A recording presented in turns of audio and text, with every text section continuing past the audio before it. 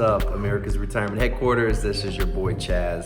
Thanks for tuning in today. Really appreciate it. We like seeing everybody visit our page. We like hearing from our followers. And actually, I wanted to give a quick shout out to my buddy Jeff. I met him over the weekend. We were out to dinner and he came up to me and was like, "Hey, are you Chaz Price?" I was like, "Yeah, actually I am." And he goes, "I watch your podcast. I appreciate it." So I was excited, man. I was stoked about that. It's good to know that people are enjoying what you're doing and they're getting something out of it. So that's kind of just a little bit of the push that I needed to keep on keeping on and keep doing what I'm doing. So I just want to say thanks to all of our followers. We really appreciate it. That's what Trends at 10 is here to do. And so we're going to talk about some financial trends and some market activity that we've been seeing recently that we really want our clients to know about. So today's Trends at 10 is going to be about that I word, inflation, the inflation trend that we've been seeing that everybody's talking about. Everybody knows that there's inflation going on right now. I mean, if you go to, obviously you see it at the pump. My Spectrum bill, I'm kind of mad about it. I'm going to put Spectrum on blast.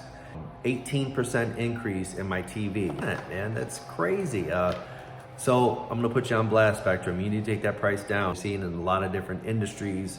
What's going on is that the Federal Reserve, the Federal Open Market Committee, the Federal Reserve headed up by Jerome Powell, has basically indicated that they are going to begin raising interest rates. They're going to start raising interest rates in 2023. This is brand new information. It hasn't really even been talked about. That's something new, and the market is very sensitive to what the Federal Reserve does. And so when they talk about raising interest rates, it's something to take notice of as an investor. That's how the government fights inflation, is they take their interest rates up, the rate at which banks borrow money from the government and borrow money from each other. They take that interest rate up, and then it makes companies think twice about borrowing more money, makes them think twice about purchasing more plants and property and equipment and making things. The way that they track that increase in inflation is called the CPI, or the Consumer Pricing Index. I'm not so concerned about inflation in the long term. I'm concerned about it in the short term, maybe now through the end of the year, primarily because of a lot of these bottlenecks with supply and labor bottlenecks and cost of energy going up. I don't see that as being a long-term trend.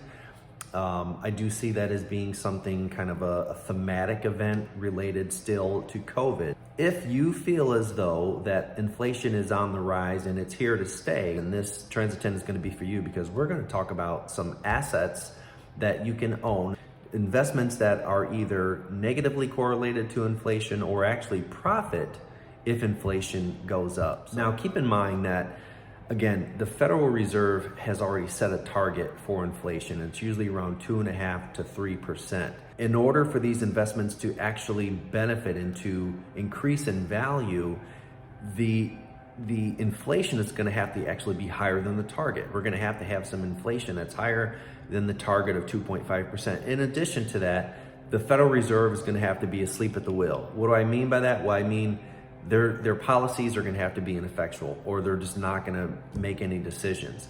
And I don't think that's the case. They're going to be very transparent. They're already talking about raising interest rates.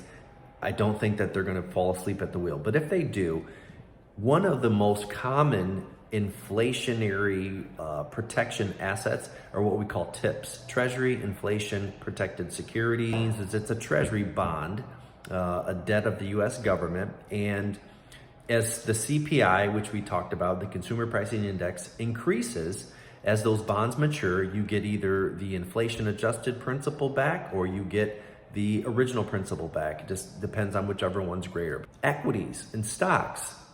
The stock market in general does not usually offer that much protection against inflation. The stock market in general, so just take, for instance, the S&P 500, all the sectors of the economy in the United States, all the 500 largest companies in the United States, doesn't offer that much protection. And you might think conceptually that, well, as prices increase, you're going to be able to charge more for your products and services. Possibly, but as you start charging more for your products and services, maybe that's going to back the demand off. It depends on if the demand is elastic or inelastic, meaning if it's tied to the economy, it's not tied to the economy.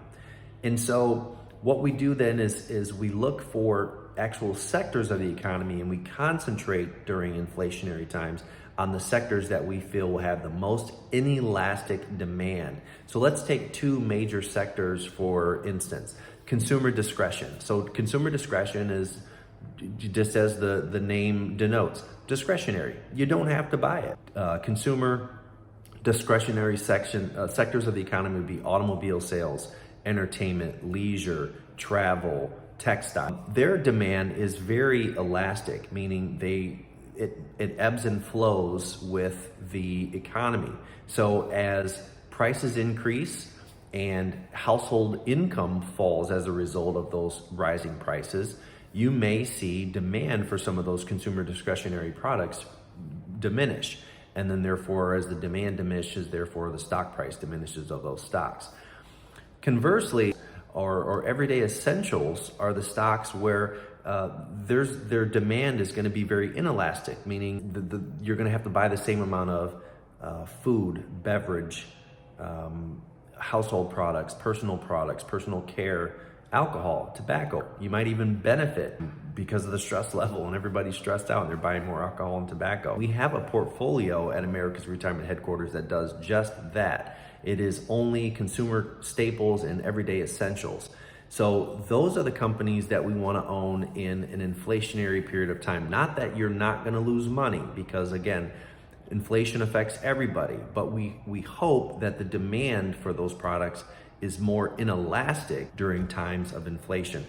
The third option would be to look at some alternatives. Gold and precious metals have historically been pretty good hedge against inflation.